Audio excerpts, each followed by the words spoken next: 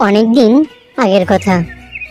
এক জঙ্গলে টুনি নামের একটি চিড়িয়া বসবাস করত। তার প্রতিবেশী ছিল টুনিয়া।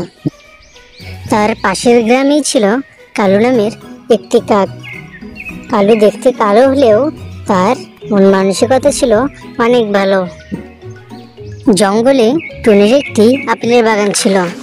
এবছর টুনির বাগানে অনেক পরিমাণে আপেল হয় এবং টুনি তা দেখতে গিয়ে বলে, এবছর গাছে অনেক আপেল ধরেছে, আর কিছুদিন পরেই আপেলগুলো পেকে যাবে। এগুলো বাজারে বিক্রি করে এবার অনেক টাকা ইনকাম হবে। এ কথা বলেই টুনি বাড়িতে চলে যায়। এর কিছুদিন পর টুনির প্রতিবেশী টুনিয়া টুনির আপেলের বাগানের উপর দিয়ে যাচ্ছিল। যাওয়ার সময় সে বাগানে অনেক সুন্দর সুন্দর আপেল দেখতে পায় এবং সে বলে, টুনির বাগানে তো অনেক আপেল ধরেছে, আমার অনেক খিদেও লেগেছে, যাই গাছ থেকে কিছু আপেল পেড়ে খেয়ে নেই। এ কথা বলেই টুনিয়া গাছ থেকে আপেল ছিঁড়ে খেতে থাকে। এই দৃশ্যটি দূর থেকে কালু দেখছিল। কালু মনে মনে ভাবে, এই বিষয়টি টুনিকে জানাতে হবে।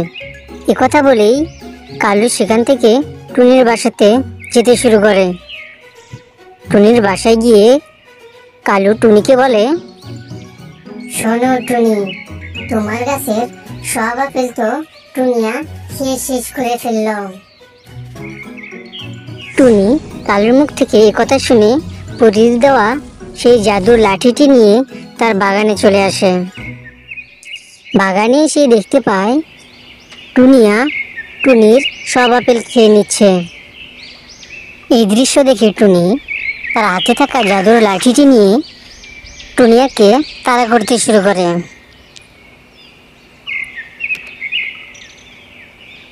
টুনিয়া দৌড়াতে দৌড়াতে যখন হাঁপিয়ে যায়, তখন টুনি তার হাতে থাকা লাঠিটি নিয়ে টুনিয়াকে মারতে শুরু করে। বন্ধুরা, পার্টটা দেখতে চাইলে ভিডিওটিতে লাইক করে চ্যানেলটি সাবস্ক্রাইব করো। অনেকদিন আগের কথা, এক জঙ্গলে টুনি নামের একটি ছোট্ট চিড়িয়া বসবাস করত।